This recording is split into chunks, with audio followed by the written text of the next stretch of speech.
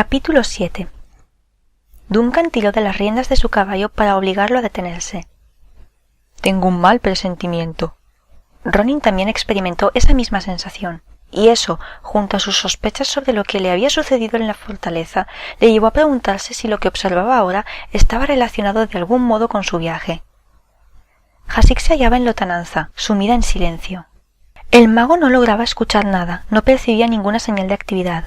Un puerto como aquel debería bullir de ajetreo, de ruidos fuertes capaces de llegar a oídos del lejano grupo de viajeros. Sin embargo, aparte del canto de unos cuantos pájaros, no se oía ningún otro ser vivo. «No hemos sido informados de que haya habido problemas en la ciudad», le dijo el experimentado paladín a Beresa. «Si hubiera sido así, habríamos cabalgado hasta este puerto de inmediato». «Tal vez nos estemos dejando llevar por la ansiedad que ha suscitado en nosotros el viaje Hasik», observó la forestal con un tono de voz cauto y bajo. Permanecieron quietos largo tiempo hasta que finalmente Ronin decidió hacer algo al respecto. Para sorpresa de todos, conminó a su montura a avanzar. Estaba resuelto a llegar a Hasik, solo o acompañado del resto. Beresa lo siguió rápidamente, y los Centaurus, a su vez, siguió a esta raudo y veloz, como cabía esperar. Ronin reprimió cualquier gesto que detonase que le producía hilaridad, que los caballeros de la mano de plata apretaran el paso para colocarse por delante de él. Podía soportar sin problemas su arrogancia y pomposidad un poco más. De un modo u otro, el mago se separaría de sus indeseables compañeros de viaje en cuanto alcanzara el puerto. Claro que todo eso sucedería si el puerto aún seguía en pie.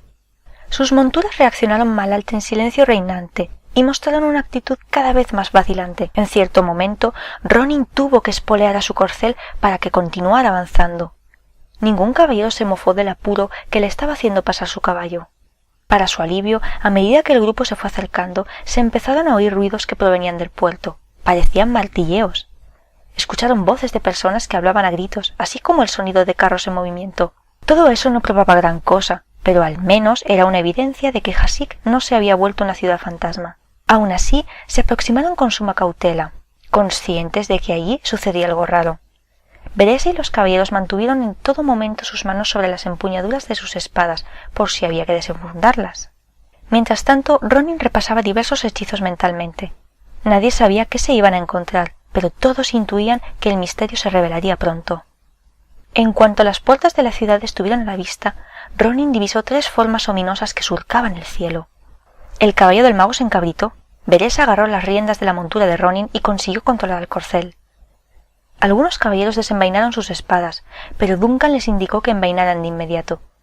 Momentos después, un trío de grifos gigantescos descendió entre el grupo de viajeros. Dos se posaron sobre las copas de aquellos árboles enormes, y el tercero aterrizó justo en el medio del sendero. «¿Quiénes sois vosotros que cabalgáis hacia Hasik?», preguntó su jinete, un guerrero barbudo de piel bronceada que, pese a que no le llegaba al hombro al mago, parecía capaz de levantar por los aires no solo a Ronin, sino también a su caballo. Duncan se aproximó al grifo al instante. «Saludos, jinete de grifos. Soy Lord Duncan Centaurus, de la Orden de los Caballeros de la Mano de Plata, y guío a este grupo de viajeros hacia el puerto. Si me permite la pregunta, me gustaría saber qué desgracia ha caído sobre Hasik». El enano estalló en unas carcajadas rudas y desagradables. Su aspecto no era rechoncho como el de sus primos de tierra. Recordaba más bien a un guerrero bárbaro que hubiera sido capturado y aplastado hasta ser reducido a la mitad de su tamaño. Este en concreto poseía unos hombros más anchos que los de los robustos caballeros y unos músculos que parecían tener vida propia. Su rostro, robusto y tenaz, estaba coronado por una melena desaliñada que el viento agitaba. Si un par de dragones se considera una desgracia, entonces sí, Hasik la ha sufrido. Llegaron aquí hace 3 días y destrozaron y quemaron todo lo que encontraron a su paso. Si no fuera porque mi vuelo llegó a la ciudad esa misma mañana, ahora no quedaría nada intacto de ese valioso puerto humano. Apenas habían iniciado su orgía de destrucción cuando los atacamos por el aire. Fue una batalla gloriosa, pese a que ese día perdimos a Glodin. Rememoró el enano al tiempo que él y sus compañeros se golpeaban con el puño a la altura del corazón. Que su espíritu siga luchando orgulloso por toda la eternidad. «Nosotros también vimos un dragón prácticamente a la vez que vosotros», le interrumpió Ronin, temeroso de que el trío se entregara a uno de esos lamentos funerarios de los que tanto había oído hablar. «Un orco llevaba las riendas, 3 enanos como vosotros lucharon contra él». El líder de los jinetes de grifos miró con el ceño fruncido al mago en cuanto éste abrió la boca. Pero al mencionar que habían tenido que batallar con otro dragón, los ojos del enano se iluminaron y una amplia sonrisa surcó su rostro. «Esos enanos éramos nosotros, humano. Perseguimos a ese reptil cobarde y lo derribamos. Ese también fue un combate peligroso».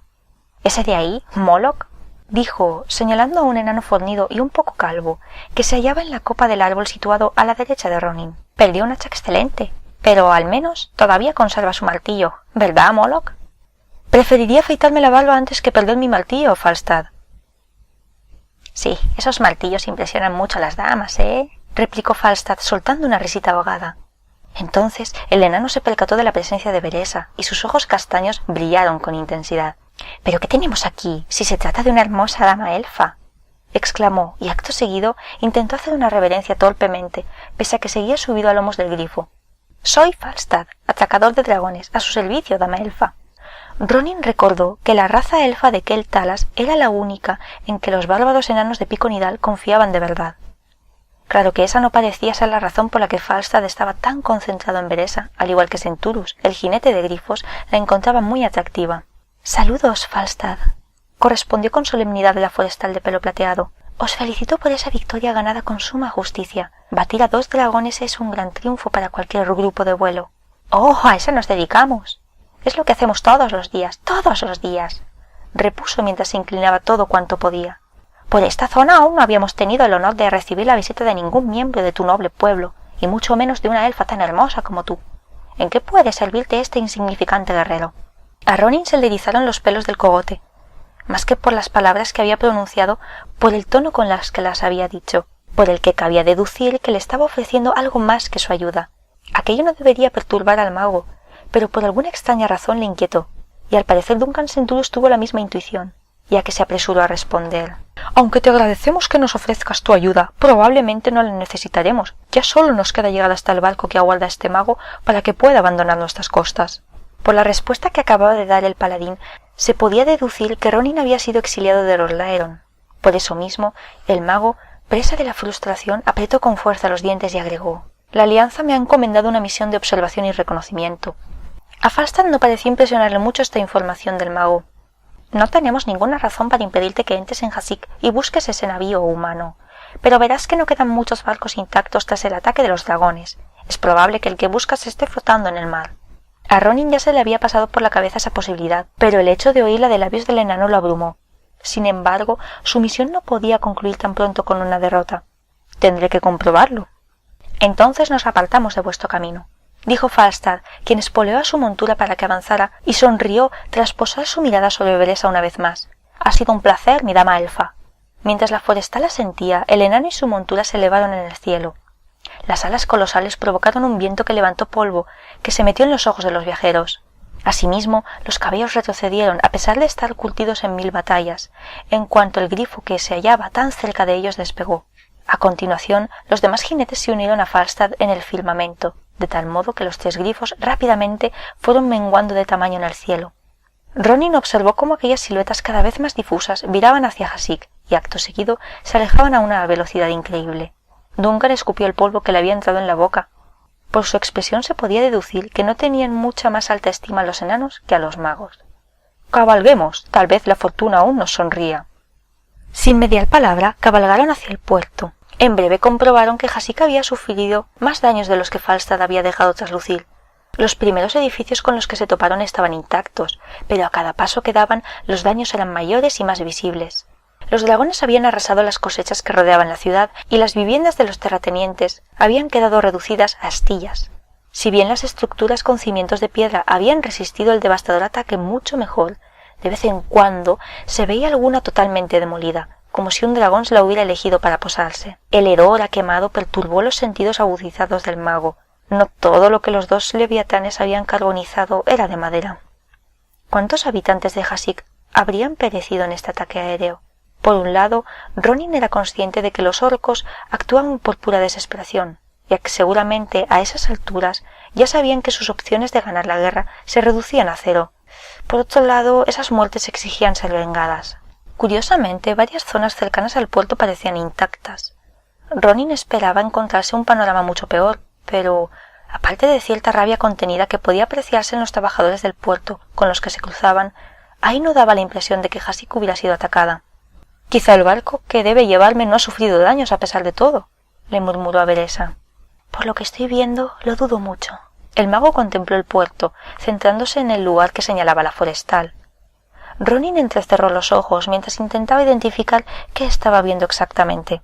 «Es el mástil de un barco, hechicero», le informó Duncan con cierta brusquedad. «El resto del navío, así como su valiente tripulación, deben de estar bajo el agua». Ronin se mordió la lengua para no soltar una maldición. Observó con detenimiento el puerto y divisó trozos y fragmentos de madera y de otros materiales flotando sobre la superficie del mar, procedentes de más de una decena de barcos, o eso sospechó el mago. Entonces se percató del motivo por el cual el puerto había resistido. Los orcos debían haber dirigido sus monturas para que atacaran los navíos de la Alianza primero, porque no querían que estos escapasen. No obstante, eso no explicaba por qué las afueras de Kashyyyk habían sufrido una destrucción mucho mayor que el centro de la ciudad. Sin embargo, quizá los mayores estragos se habían producido tras la llegada de los jinetes de Grifos. No era la primera vez que un asentamiento se veía envuelto en una violenta batalla y sufría las consecuencias. Aun así, la devastación podría haber sido mucho peor si los enanos no hubieran aparecido, porque los orcos habrían arrasado el puerto y matado a todo aquel que se interpusiera en su camino. Ninguna de estas hipótesis le servían para resolver el problema más acuciante. Se había quedado sin barco en el que viajar a Khazad-Modan. «¿Tu misión ha concluido, mago?», le espetó Lord Centurus, sin que hubiera una razón que justificase una sentencia tan lapidaria. «Has fracasado». «Quizá hay algún barco disponible. Tengo fondos suficientes para alquilar uno». «¿Y quién en este puerto estaría dispuesto a llevarte a Khazad-Modan por un puñado de plata? Estos pobres desgraciados ya han sufrido bastantes penalidades. ¿Cómo esperas que alguno de ellos quiera partir voluntariamente rumbo a una tierra que se encuentra en poder de los orcos que han causado esos estragos?» «He de intentarlo al menos. Gracias por tu tiempo y tu ayuda, mi señor. Espero que todo te vaya bien», le dijo, y a continuación se volvió hacia la elfa para añadir: «Y a ti también, Veresa. Eres un buen ejemplo de la grandeza elfa». La elfa parecía desconcertada. «No pienso abandonarte a tu suerte. Pero tu misión todavía no ha concluido. Mi conciencia me dicta que no puedo dejarte en la estacada. Si aún quieres llegar a Khazad-Modan, haré todo cuanto pueda por ayudarte, Ronin». De repente, Duncan se enderezó en su silla de montar. «Ciertamente, nosotros tampoco podemos dejar las cosas así. Juro por nuestro honor que si crees que merece la pena proseguir con esta misión, mis compañeros y yo también haremos todo lo posible por dar con un medio de transporte que te lleve a tu destino». Si bien a Ronin le había agradado mucho que Veresa hubiera decidido quedarse con él por el momento, no le habría importado lo más mínimo que los caballeros de la mano de plata hubieran preferido largarse. «Te lo agradezco, mi señor, pero aquí os necesitan. ¿No sería mejor que vuestra orden ayudara a los habitantes honrados de Kashyyyk a recuperarse del ataque?» Por un instante llegó a creer que se había librado del vetusto guerrero, pero Duncan, tras meditarlo bastante, anunció al fin: «Por una vez tus palabras contienen una gran verdad, mago. No obstante, creo que podemos ocuparnos tanto de que lleves a cabo tu misión como que de Kashyyyk se beneficie de nuestra presencia. Mis hombres ayudarán a sus ciudadanos a recuperarse de esta tragedia, mientras yo me encargo de buscarte un navío. Así todo el mundo estará contento, ¿eh?» Ronin asintió, derrotado. A su lado, Veresa reaccionó con entusiasmo. «Sin duda, tu ayuda será muy valiosa, Duncan. Gracias». Después de que el anciano paladín hubiera enviado a sus caballeros a ayudar a los habitantes de Kashyyyk, él, Ronin y la forestal debatieron brevemente sobre cómo iban a buscar un medio de transporte para que el mago pudiera proseguir con su misión. Finalmente, acordaron que si se separaban, cubrirían más terreno, y que más tarde se reunirían los tres para cenar y discutir las posibilidades con que contaban. Aunque resultaba obvio que los Centurus dudaba que alguno de ellos pudiera localizar un navío dispuesto a viajar a Khazad-Modan, cumpliría su promesa por su lealtad a Lord Daeron y a la Alianza, y también quizá porque se había encaprichado de Veresa. Ronin peinó la zona norte del puerto en busca de cualquier barca más grande que un bote. Enseguida comprobó que los dragones habían sido muy concienzudos, y a medida que el día daba paso a la noche se fue dando cuenta de que no había nada que hacer. La frustración lo fue dominando poco a poco, hasta llegar a un punto en que no tenía muy claro qué le molestaba más: no encontrar un medio de transporte o que ese grandioso caballero diera con la solución a sus tribulaciones. A pesar de que un mago contaba con diversos métodos para desplazarse a unas distancias tan largas, únicamente el legendario y al mismo tiempo maldito Merib sabía utilizarlos con plena maestría y confianza. Aunque Ronin fuera capaz de lanzar el conjuro con éxito, se arriesgaba no solo a que cualquier brujo orco pudiera detectarlo, sino a no llegar al destino previsto debido a fluctuaciones mágicas inesperadas causadas por las emanaciones arcanas procedentes de la región donde se hallaba el portal oscuro. Ronin no quería materializarse en un volcán activo, pero ¿de qué otro modo iba a poder viajar? Mientras intentaba encontrar la respuesta, Hasik se fue recuperando del ataque. Las mujeres y los niños reunieron todos los restos de barcos que flotaban en el puerto, apartaron aquello que parecía tener alguna utilidad y amontonaron lo inservible para deshacerse de ello más adelante. Una unidad especial de la Guardia Municipal inspeccionó la costa en busca de los cadáveres de los marineros ahogados que se habían hundido con sus barcos. Los habitantes de Hasik se quedaban mirando fijamente al sombrío mago, ataviado con ropajes oscuros, que caminaba entre ellos, y algunos padres apartaban a sus hijos de él cuando éste pasaba a su lado. De vez en cuando, Ronin sorprendía un rostro que parecía echarle la culpa de lo que sucedió, como si de alguna manera él fuera el responsable del terrible ataque que habían sufrido. Ni siquiera en unas condiciones tan desesperadas y extremas, la plebe olvidaba sus prejuicios y miedos contra los que dominaban las artes arcanas. Un par de grifos voló por encima de él. Los enanos vigilaban la zona por si acaso se producía otro ataque. Ronin dudaba que aquella región fuera un objetivo prioritario para los dragones. Los orcos habían tenido que pagar un alto precio en el último asalto. Falstad y sus compañeros habían sido de más ayuda si hubieran aterrizado para ayudar a los supervivientes. Pero el receloso hechicero sospechaba que los enanos, que no eran los aliados más simpáticos de Lord Aeron precisamente, preferían surcar el cielo y mantenerse al margen. Si hubieran tenido una buena razón para hacerlo, seguramente ya habrían abandonado Hasik. ¿Y si a alguien le sirve en bandeja esa buena razón?, se dijo. Por supuesto, masculló Ronin. Observó cómo las dos criaturas y sus respectivos jinetes descendían hacia el suroeste. ¿A quién, salvo esos enanos, podría tentarle su oferta? ¿Quién, aparte de ellos, estaría lo bastante loco para aceptarla? Sin preocuparse lo más mínimo de lo poco digno que pudiera parecer su comportamiento, Ronin salió corriendo detrás de aquellas figuras que se perdían en lontananza. Veresa abandonó el extremo sur de los muelles con una sensación de repugnancia, no solo por no haber logrado su objetivo, sino porque de todos los asentamientos humanos que había visitado hasta entonces, Hasik era uno de los más hediondos, y no tenía nada que ver con el desastre que acababa de acaecer, ni con el olor a pescado. Hasik apestaba. Si bien la mayoría de los humanos tenía el sentido del olfato un tanto atrofiado, los habitantes de aquella ciudad carecían de dicho sentido. La forestal quería alejarse de ese lugar, ansiaba regresar con su gente para que le designaran una misión más importante. Sin embargo, hasta que no se sintiera satisfecha por haber hecho todo cuanto podía por ayudar a Ronin, Veresa no se marcharía de allí con la conciencia tranquila. No obstante, daba la impresión de que el mago no iba a poder continuar su viaje y llevar a cabo una misión que ahora estaba segura de que no era de mera observación. El mago había demostrado que estaba dispuesto a culminar esa misión contra viento y marea, pese a ser una tarea de muy poca enjundia. No, tenía que haber algo más. Si supiera cuál era su verdadero objetivo. Era casi la hora de cenar. Como yo no albergaba ninguna esperanza de hallar el barco que buscaba, la forestal se alejó del puerto por las calles y callejones más próximos, cuyos hedores la abrumaban. Hasik mantenía abiertas las rutas que la unían por tierra a las localidades vecinas, sobre todo a los reinos de Trabalomas y Costa Sur. Aunque les llevaría más de una semana llegar a cualquiera de los dos, tal vez fuera la única oportunidad que les quedaba. ¡Pardiez! Pero si es mi hermosa dama elfa. Al principio miró en la dirección equivocada porque identificó la voz como humana, pero entonces Veresa recordó quién se había dirigido a ella en esos términos hacía poco. La forestal se giró hacia la derecha y bajó la mirada al suelo, donde se topó con Falstad en toda su enana gloria. Los ojos le brillaban intensamente a aquel pequeño bárbaro, al tiempo que esbozaba una amplia sonrisa cómplice. Portaba un saco sobre un hombro y un martillo enorme sobre el otro. Si bien el peso de cualquiera de esos objetos habría dejado a más de un elfo humano exhausto por el esfuerzo, Falstad los llevaba con la facilidad propia de su raza. «Saludos, maese Falstad». «Por favor, mis amigos me llaman simplemente Falstad.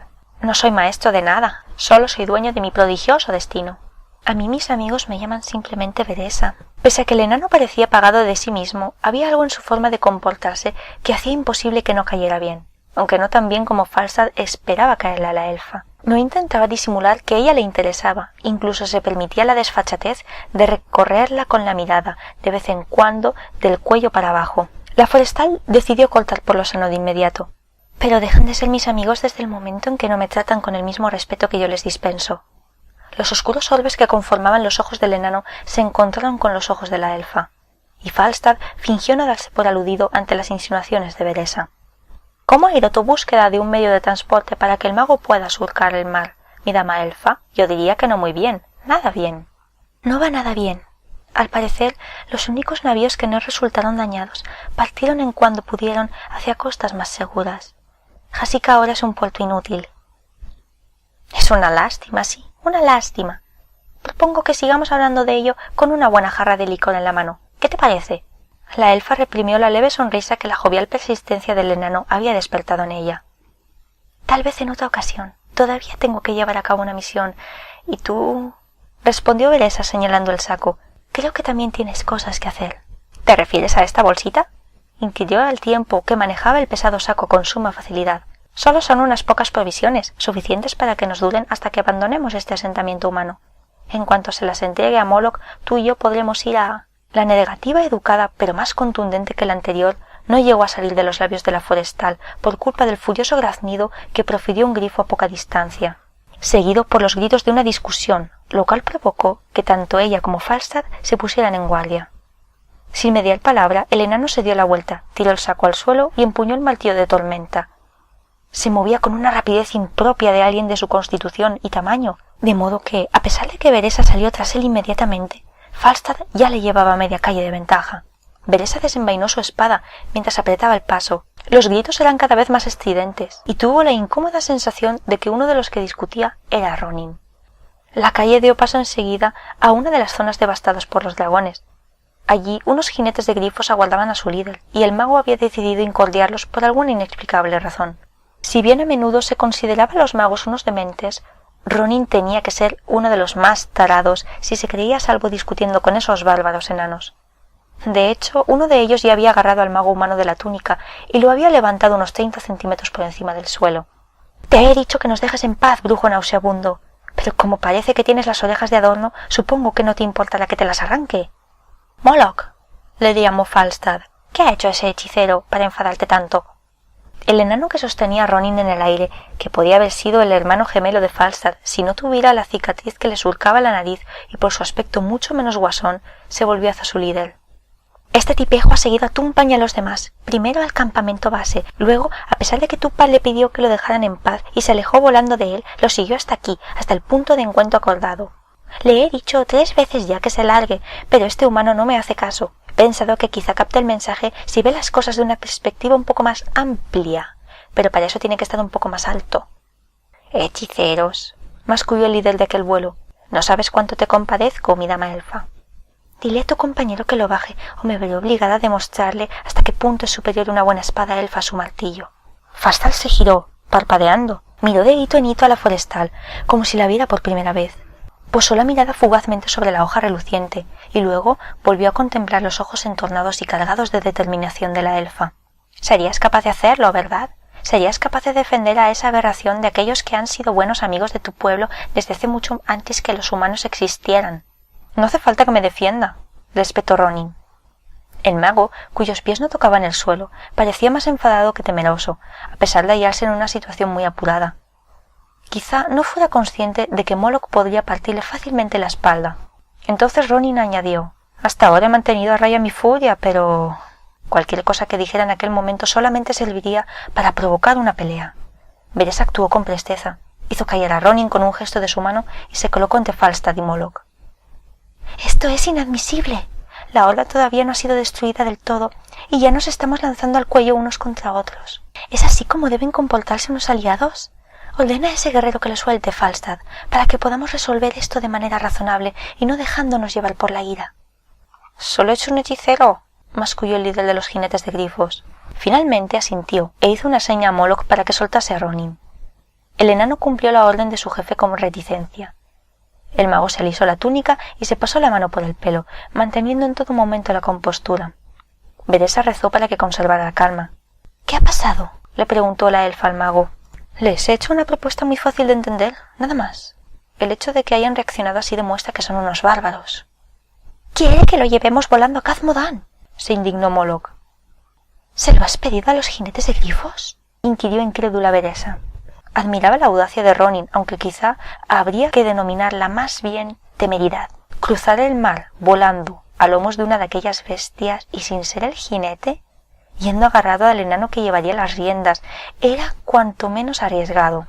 Además, si se había arriesgado a intentar convencer a Moloch y los demás de que lo llevaran a Khazmodan, Ya no cabía duda de que su misión debía ser bastante más importante de lo que había dado a entender. No era de extrañar que los enanos lo tomaran por loco.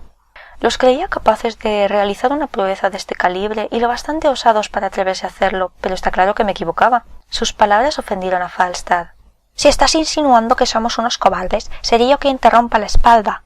No hay raza más audaz ni guerreros más poderosos que los enanos de Pico Nidal. Es cierto que no queremos llevarte a Grimbaltol, pero no porque temamos a los orcos o dragones que lo protegen, sino porque no deseamos estar junto a un mago como tú más tiempo del estrictamente necesario». Pese a que Beresa temía que su protegido reaccionara violentamente ante la contestación del enano, Ronin se limitó a fruncir los labios, como si esperara esa respuesta. La forestal recordó los prejuicios de los que Falstad había hecho gala, de palabra y obra, sobre los magos, y dedujo que Ronin debía de haber soportado a lo largo de casi toda su vida esa clase de prejuicios. «He de completar esta misión por el bien de Lord Aeron», replicó el mago. «Eso es lo único que debería de importar, pero ya veo que no es así». Dio la espalda a los enanos y se alejó.